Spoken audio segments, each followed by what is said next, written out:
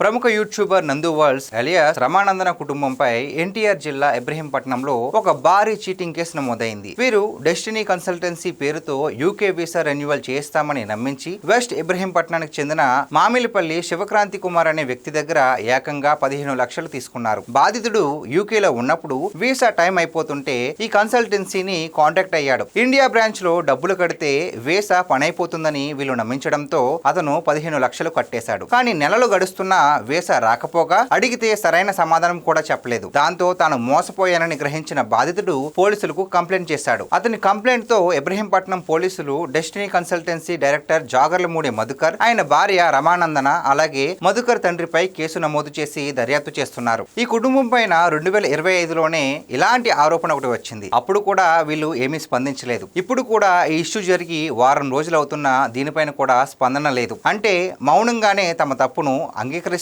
ఇంకొక interesting matter ఏంటంటే ఇది ఇతను ఒక్కడి దగ్గరే కాదు, ఇలా ఈ కుటుంబం ఏకంగా 56 మంది దగ్గర, అంటే దాదాపుగా 10 కోట్ల వరకు ఇలా వసూలు చేశారని ఆరోపణలు కూడా ఉన్నాయి. మరి ఈ ఇష్యూ పైన మీ అభిప్రాయం ఏంటో కామెంట్ చేయండి.